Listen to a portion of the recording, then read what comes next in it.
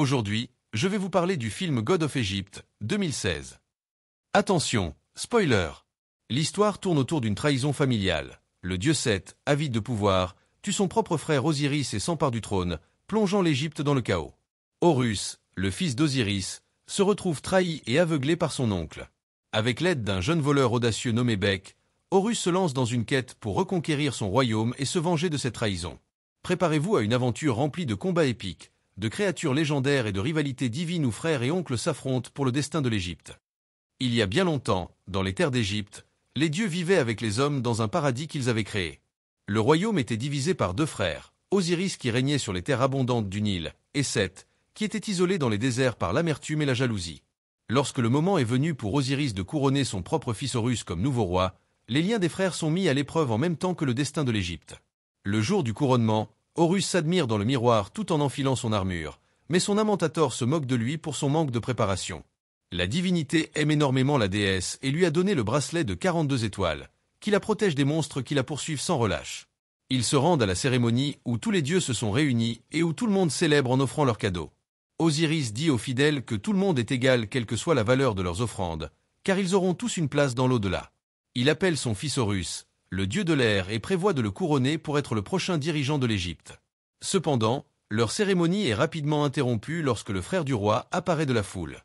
Il défie Osiris à un combat pour la couronne et poignarde son frère dans le ventre devant tout le monde. Seth se déclare comme le nouveau dirigeant et prévoit de changer la règle sur l'au-delà, où une offrande importante est désormais requise. Voyant son père mourir dans ses bras, Horus prend rapidement l'arme et commence à combattre son oncle, essayant de se venger du tueur. Cependant, les émotions de la divinité lui font perdre le combat rapidement car il est jeté au sol. Dans un accès de rage, Horus se transforme en sa véritable forme, ce qui incite Seth à faire la même chose, et les deux se lancent l'un sur l'autre alors qu'ils se battent dans les airs. Leur combat furieux fait tomber les bâtiments à proximité, obligeant tout le monde à courir pour sauver leur vie. Les dieux continuent de se battre, atterrissant finalement dans les bâtiments. Seth ordonne à l'armée d'utiliser les boucliers et de réfléchir des rayons de lumière sur Horus, l'aveuglant au passage. Il saisit cette opportunité et frappe son neveu en continu, portant de nombreux coups et envoyant Horus voler en arrière. Seth marche vers son neveu, qui est vaincu au sol, et affirme qu'Horus ne mérite pas d'être roi. Il attrape les yeux de la divinité et procède à les arracher, faisant hurler le dieu d'agonie alors que tout le monde regarde impuissant. Avant que Seth ne puisse tuer son neveu, Hathor sort et promet de lui faire plaisir en échange de la vie de son amant. Après que Seth soit devenu le nouveau roi d'Égypte, le peuple est réduit en esclavage et tous les dieux qui se sont opposés à lui ont été tués un par un. Un jeune homme qui se fait appeler Bek refuse d'être asservi et a pu échapper à ses maîtres.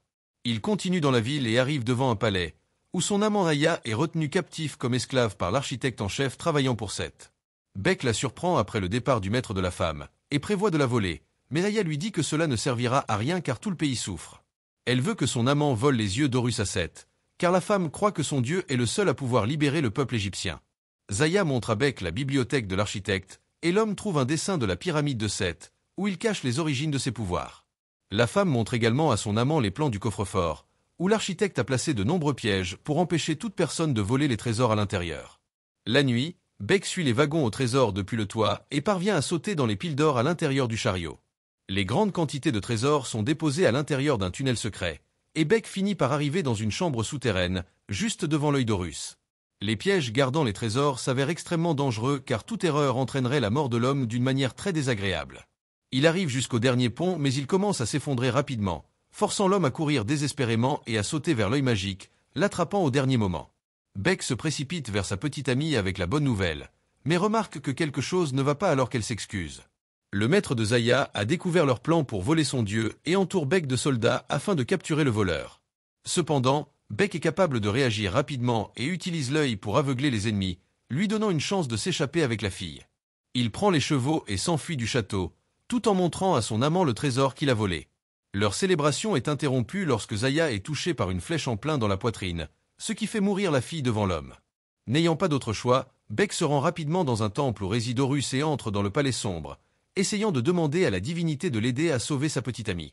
Horus sent la présence de l'œil et exige que Bek le lui rende immédiatement, mais l'homme refuse à moins que le dieu ne puisse ressusciter Aya. N'ayant pas d'autre choix, Horus commence à chanter sur le corps de la fille et fait sortir Anubi, qui emmène l'âme de la femme dans le monde souterrain. Bek devient furieux après avoir vu qu'Horus a essentiellement fait le contraire de sauver Aya, mais est capturé par la divinité et forcé de rendre l'œil. Après qu'Horus ait retrouvé la capacité de voir, il prévoit de tuer l'homme pour son défi antérieur, mais s'arrête, après avoir appris que le mortel a vu le chemin de la pyramide de Seth. Horus décide d'utiliser l'aide de l'homme et promet de ramener la fille s'il redevient le roi d'Égypte. Au même moment, Seth a découvert que l'œil a été pris dans son coffre-fort et blâme l'architecte pour son incompétence. La divinité envoie immédiatement son bras droit pour capturer le mortel responsable du vol. Pendant ce temps, Bek est arrivé au sommet d'une montagne avec Horus, où il s'en prend à son grand-père Ra, le dieu du soleil, afin de retrouver temporairement la capacité de voler. Horus se transforme une fois de plus et s'envole loin de la Terre, pour finalement arriver à un gigantesque vaisseau spatial au sommet du monde. Il voit que le dieu du soleil Ra se bat contre un démon massif appelé Apophi, qui désire consommer toutes les créations. La divinité aînée lance de nombreuses attaques sur le grand monstre, le forçant à modifier sa course loin de la planète. Ra retourne auprès de son petit-fils et révèle qu'il sait exactement pourquoi Horus est venu, mais refuse d'être personnellement impliqué dans leur conflit. Il considère que toutes les vies sont égales puisqu'elles sont toutes ses créations, mais ils permettent à Horus de prendre l'eau magique du navire qui est capable d'éteindre le pouvoir de Seth depuis l'intérieur de la pyramide.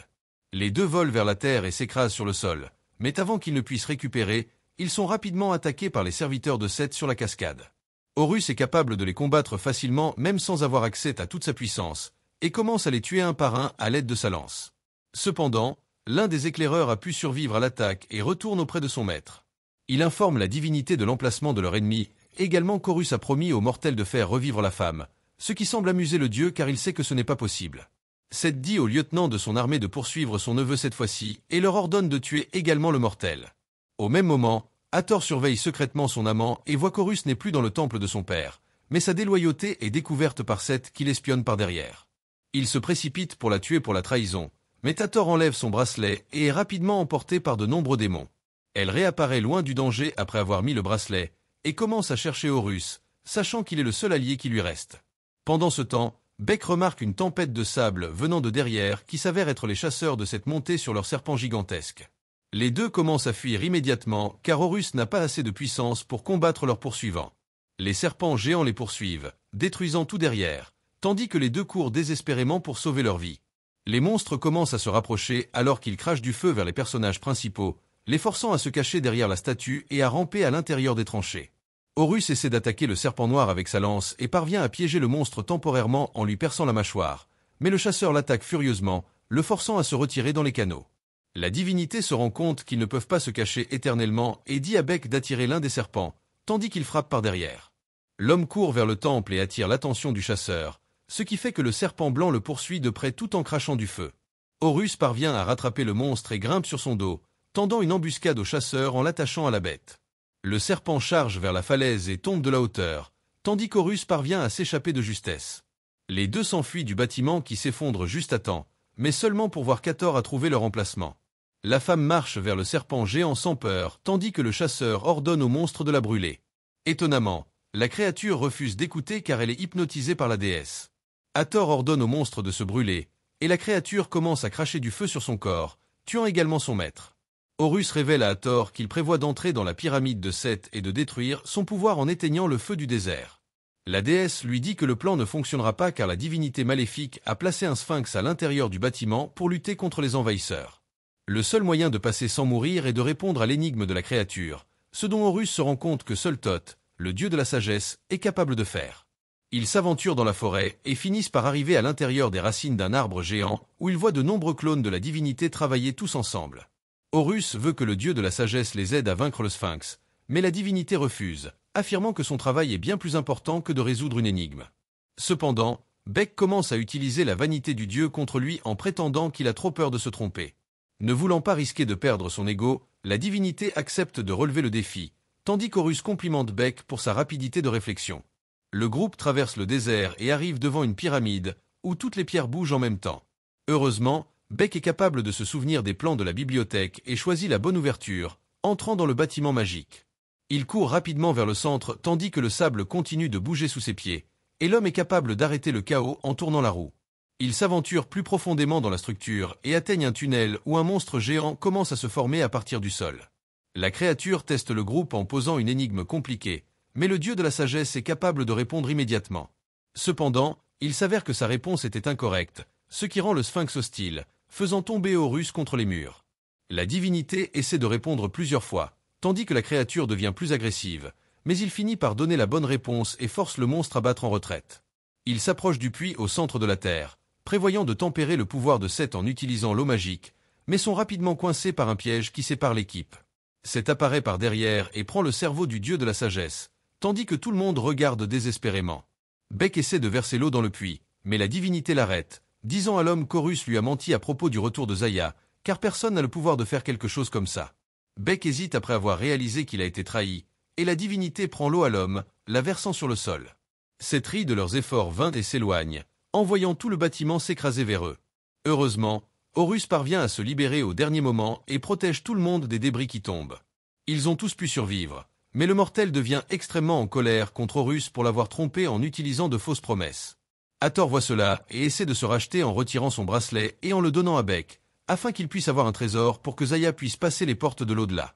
Horus essaie d'arrêter son amante, mais elle lui donne un dernier baiser et se fait emporter par les démons. Voyant Hathor se sacrifier, Horus se lamente sur le sol, mais donne finalement le bracelet à Beck, afin qu'il puisse sauver l'âme de sa petite amie. Avant que Zaya ne soit jugée aux portes finales, Beck apparaît juste à temps et retrouve son amante, prévoyant de la sauver d'une destruction à jamais. Au même moment, Seth combine tous les pouvoirs qu'il a pris aux autres dieux sur lui-même, lui donnant des ailes et le rendant presque indestructible. La divinité se rend chez son grand-père et révèle son plan au vieil homme. Seth désire devenir immortel et le seul moyen d'y parvenir est de détruire l'au-delà lui-même en faisant dévorer tout le royaume par Apophie. Ra essaie d'arrêter son fils en tirant une explosion dévastatrice à l'aide de la lance, mais Seth parvient à survivre après avoir combiné les pouvoirs de tous les dieux. La divinité poignarde le vieil homme dans le ventre et prend la lance, faisant exploser Ra en utilisant sa propre attaque et l'envoyant dans l'espace. Seth retourne à la ville et commence à attirer la créature géante sur Terre, la faisant dévorer tout sur son passage.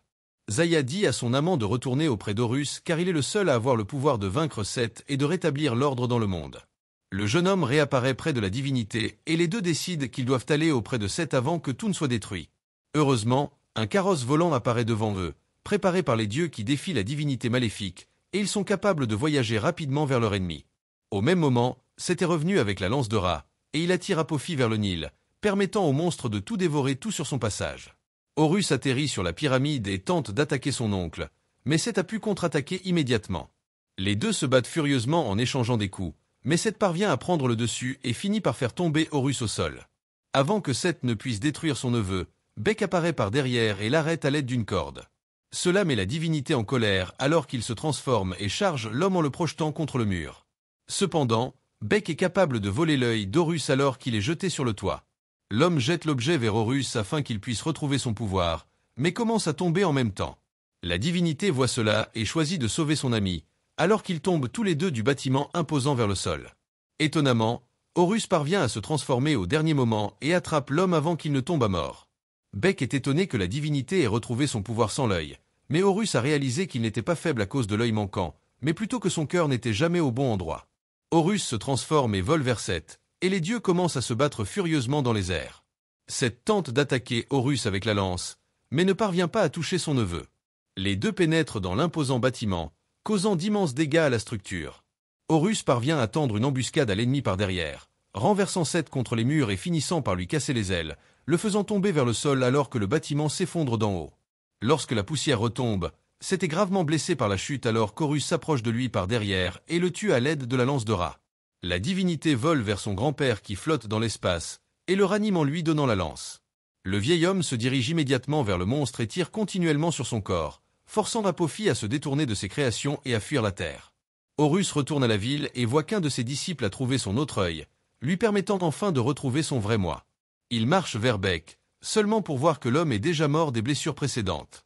Horus le porte vers Zaya, plaçant leur corps ensemble et leur permettant de se reposer enfin. Cependant, Ra apparaît au dernier moment pour remercier son petit-fils et exauce le souhait de la divinité en ressuscitant les amants. Beck se réveille aux côtés de son amant Zaya, et les deux partagent un baiser dans leur célébration. Horus est finalement couronné et devient le nouveau roi d'Égypte, et il change la règle concernant l'au-delà, disant aux gens qu'ils ne seront pas jugés par les trésors qu'ils apportent, mais plutôt par les bonnes actions qu'ils ont faites au cours de leur vie. Après le couronnement, Beck donne à Horus le bracelet d'Hathor et la divinité se transforme rapidement et s'envole, se précipitant pour sauver son amante et s'unir enfin à elle. Ainsi se termine l'histoire épique de God of Egypt. Après des combats titanesques et de nombreux sacrifices, Horus parvient enfin à vaincre Seth et rétablir la paix en Égypte, honorant la mémoire de son père, Osiris. Son courage et son alliance improbable avec Bek auront été essentiels pour sauver le royaume de l'oppression et de la destruction. Cette aventure entre dieux et mortels nous rappelle le pouvoir de la loyauté, du courage et de la justice face à la trahison et au chaos. Merci d'avoir suivi ce résumé avec moi, et n'oubliez pas de laisser un commentaire pour partager vos impressions sur cette quête légendaire entre dieux égyptiens.